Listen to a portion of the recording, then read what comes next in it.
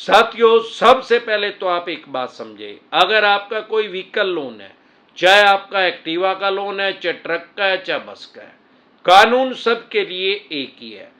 जब आप कोई लोन लेते हैं तो बैंक उसमें एचपीए चढ़वा देती है।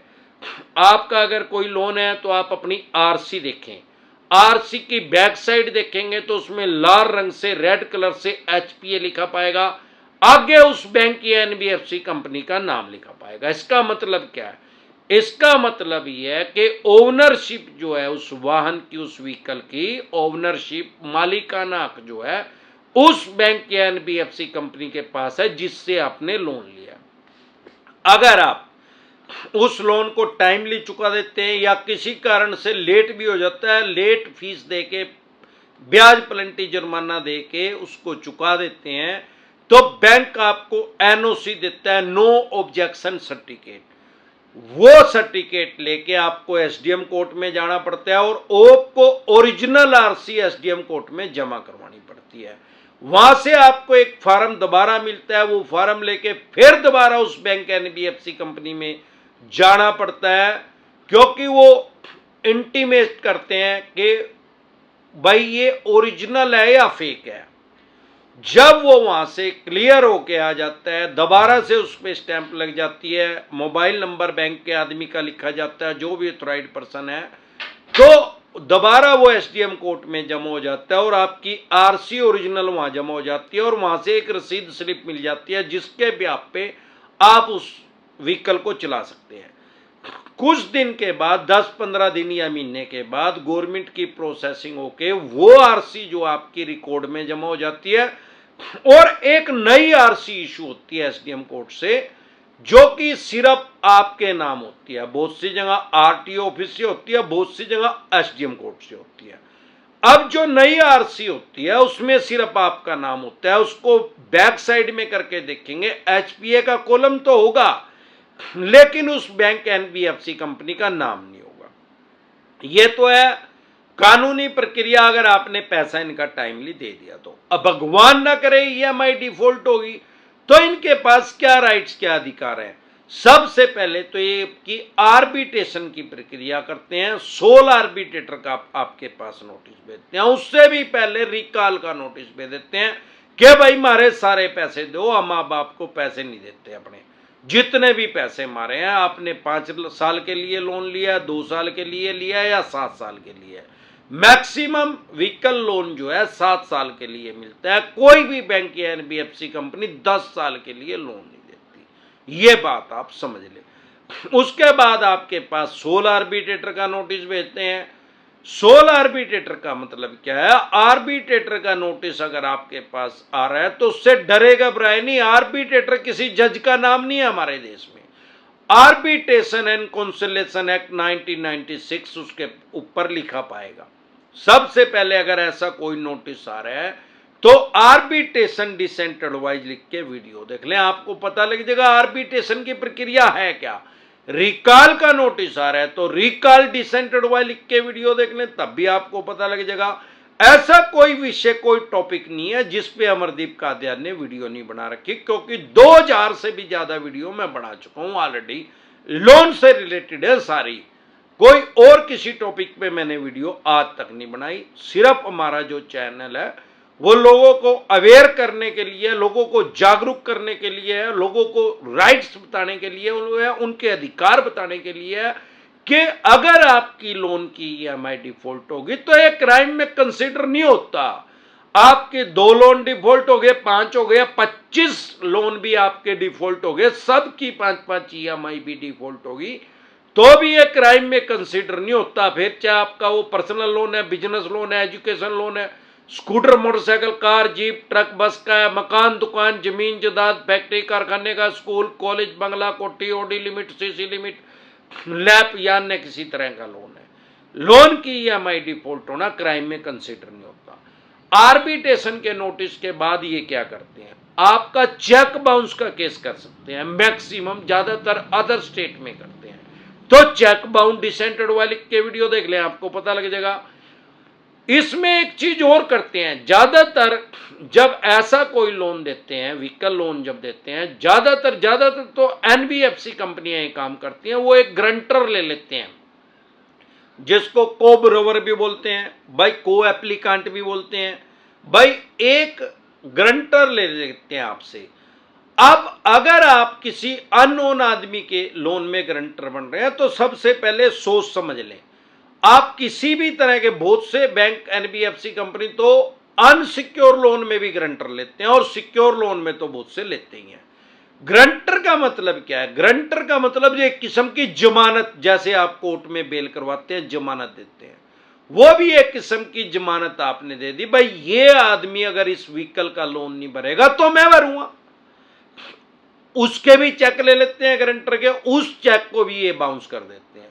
और जितना प्रेशर ये चवन्नी छाप जिसका व्हीकल का लोन है उसके ऊपर डालते हैं, उससे भी 100 गुना ज्यादा उस आदमी के ऊपर डालते हैं जो कि गारंटर है, उसको ज्यादा साइकोलॉजिकल प्रेशर में लेते हैं। क्योंकि ये समझते हैं भाई जिसके पास व्हीकल है उसके पास पैसे नहीं है किसी कारण से देने के, तो व्हीकल को तो यूज कर ही रहा है, फिर भी वो साइकोलॉजिकल प्रेशर में इतना ज्यादा नहीं आएगा।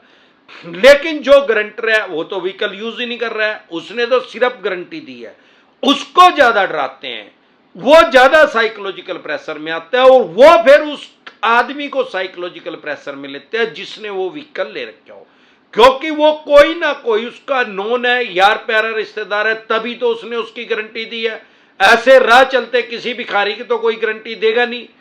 इसलिए आप गारंटी देने से पहले ये समझ लें कि अगर उस आदमी ने लोन नहीं दिया, किसी भी तरह का लोन है, तो आपकी रिस्पॉन्सिबिलिटी है कि आपकी ये जिम्मेवारी है कि आप उस लोन को पूरा चुकाएं, ब्याज प्लंटी जुर्माने सहित। आपने चेक बाउंस किया तो आपका भी चेक बाउंस कर सकते हैं, दिया तो आपके लोन, उस आदमी ने लोन नहीं दिया, आपके अकाउंट को भी सीज कर सकते हैं, आपके अकाउंट को भी होल्ड कर सकते हैं, आपके अकाउंट में से भी पैसा निकाल सकते हैं, आप भले ही सिर्फ गारंटर हैं।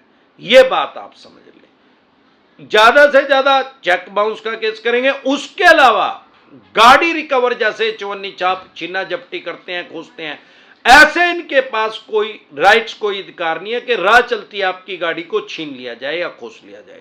अगर ऐसे कर रहे हैं तो इनके खिलाफ सीधा रॉबरी का केस दर्ज करें, डकैती का केस इनके खिलाफ दर्ज करें, क्योंकि ये तो रॉबरी है, डकैती है। आप गाड़ी लेके जा रहे हैं, 4 चवन्नी छाप आए, गाड़ी खोज ली, ऐसे इनके पास कोई राइट्स नहीं है। कानूनी रूप से कैसे ये गाड़ी ले सकते हैं? आर्बिट्रेशन की प्रक्रिया पूरी करने के बाद इनके पास सेक्शन 17 का नोटिस होना चाहिए, इनके पास सीजर ऑफिसर होना चाहिए, और जिस भी, मान लो आपके घर से मकान, दुकान, फैक्ट्री कारखाने से गाड़ी रिकवर करने के लिए आए हैं, तो जो भी आपके नियर बाय पुलिस स्टेशन होगा वहां पे इंटीमेट करके आएंगे, वहां पे बता के आएंगे, वहां पे आमद दर्ज करवा के आएंगे कि भाई मैं इस आदमी से गाड़ी लेने के लिए जा रहा हूं और ये मेरे पास नोटिस है। और वो पोलाइटली आपसे गाड़ी ले सकते हैं, प्यार पूर्वक। ऐसे नहीं है कि चिल्ला चिल्ली करे, आप शब्द बोले, बदतमीजी पेश करे, गाड़ी की चाबी खोस लें। अगर ऐसा कर रहे हैं तो इनका तुरंत प्रभाव से रॉबरी में इनका पर्चा दर्ज करवाएं। लेकिन ज्यादातर होता क्या, अगर ये गाड़ी पोलाइटली आप दे रहे हैं, शांतिपूर्ण तरीके से ले रहे हैं, दोबारा फिर इनको नियर बाय पुलिस स्टेशन में इतला करके कंफर्म करके आना पड़ेगा, भाई हम वहां से गाड़ी लेके आ गए हैं, बता के आना पड़ेगा, उनको रिटर्न में दे के आना पड़ेगा। लेकिन होता क्या है, ना तो कभी ये पुलिस स्टेशन में चवन्नी छाप जाते हैं पहले, और ना ही गाड़ी लेने के बाद जाते हैं। गैर कानूनी तरीके से गाड़ी की जब्ती करते हैं और जाकर उसको यार्ड में खड़ी कर देते हैं। अगर ऐसा कर रहे हैं तो तुरंत प्रभाव से 100 नंबर पे फोन करें और इनके FIR रोज करवाएं। इनकी कांच लिकट जाएगी डकैती के केस में। लेकिन दिक्कत परेशानी कहां है, लोगों को अपने राइट्स और अधिकार नहीं पता है, वो खुद से ही अपने आप को अपराधी समझ रहे हैं, खुद से ही अपने आप को क्रिमिनल समझ रहे हैं। क्रिमिनल आपको घोषित किसने किया, आपको अपराधी घोषित किसने किया? इन चवन्नी छाप कुत्तों ने आपको अपराधी बना रखा है। लोन की EMI डिफॉल्ट होना क्राइम में कंसीडर होता ही नहीं है। रोज बताता हूं, बार बार बताता हूं, 1000 बार बताता हूं, 2000 से भी ज्यादा बार बता चुका हूं। आप अपने राइट्स और अधिकार जान ले। बैंक और एनबीएफसी कंपनी के भी राइट्स हैं, क्योंकि हमारे देश में वर्ल्ड की सबसे बड़ी डेमोक्रेसी है, दुनिया का सबसे बड़ा लोकतंत्र है। यहां राजा की भी उतनी पावर है, भिखारी की भी उतनी पावर है। भाई कोई सड़क पे भीख मांग रहा है, अगर उसका वोटर कार्ड बना हुआ है तो उसकी वोट की वैल्यू एक है, एक वोट दे सकता है वो। कोई पैडल रिक्शा चला रहा है, वो भी एक वोट दे सकता है। अमरदीप कादियान की वोट की वैल्यू भी एक ही है, और जो बहुत बड़ा पूंजीपति है, बहुत बड़ा इंडस्ट्रियलिस्ट है, उसकी वैल्यू भी एक ही है। तो डेमोक्रेसी में, लोकतंत्र में सबको एकाधिकार है, एक बराबर सबके अधिकार हैं। किसी को भी एक्स्ट्रा राइट, किसी को भी एक्स्ट्रा अधिकार नहीं दिए हमारे संविधान ने। तो इसीलिए बैंक एनबीएफसी कंपनी अगर अमीर है, पूंजीपति है, उसके पास बहुत ज्यादा पैसा है, तो उसके पास कोई एक्स्ट्रा राइट्स, एक्स्ट्रा अधिकार नहीं आ जाते कि वो इन चवन्नी छाप कुत्तों को पाल के गैर कानूनी तरीके से रिकवरी करे। आप अपने राइट्स और अधिकार जान ले। सिर्फ जब आपको पता लग जाएगा तो कोई भी आपसे गैर कानूनी तरीके से रिकवरी नहीं कर पाएगा। सिर्फ दो तरह के नोटिस को कभी भी अवॉइड ना करें। एक 138 का, जिसको सामान्य बोलचाल की भाषा में चेक बाउंस कहते हैं। अगर आप उसको इग्नोर करेंगे, हल्के में लेंगे, तो 14 दिन के लिए न्यायिक हिरासत में जाना पड़ सकता है, 14 दिन के लिए आपको जेल में जाना पड़ सकता है। अगर इसको हल्के में नहीं लेंगे, इग्नोर नहीं करेंगे, तो ये बिलेबल ऑफेंस है, जमानती अपराध है, तुरंत प्रभाव से जमानत हो जाती है, सेम डे जमानत हो जाती है, बाय एंड जमानत हो जाती है। इसके अलावा अगर सरफेसी एक्ट 2002 के अकॉर्डिंग नोटिस आ रहा है, उसको कभी भी हल्के में ना ले। 13/2 का, 13/4 का नोटिस आ रहा है, नहीं तो ये आपके मकान, दुकान, जमीन जायदाद, फैक्ट्री, कारखाना, स्कूल, कॉलेज, बंगला, कोठी या शोरूम, उसकी ये एक्शन कर देंगे, बोली कर देंगे, स्क्रैप के रेट में, कबाड़ी के रेट में उसको बेच देंगे। लेकिन अगर आपको अपने राइट्स पता है, अधिकार पता है, तो आप लीगल वे में जाके अपनी प्रॉपर्टी का बचाव कर सकते हैं। आप इनके खिलाफ डीआरटी में भी जा सकते हैं। केसीसी का लोन है तो ये लागू ही नहीं होता, 20% से कम पैसे रह गए हैं तो भी ये लागू नहीं होता। डीआरटी भी कोर्ट का नाम है। जैसे ही ऐसी कोई क्रिटिकल सिचुएशन आए या आ चुकी है, तुरंत प्रभाव से एडवाइस लें। प्रिवेंशन बेटर देन क्योर, इलाज से हमेशा परहेज बेहतर है। अगर आप हमारे साथ टेलीफोनिकली जुड़ना चाहते हैं या पर्सनल मीटिंग करना चाहते हैं, लोन से रिलेटेड जो भी डॉक्यूमेंट्स है वो सभी लेके आप मेरे से पर्सनल मीटिंग कर सकते हैं, पर्सनल एडवाइस ले सकते हैं।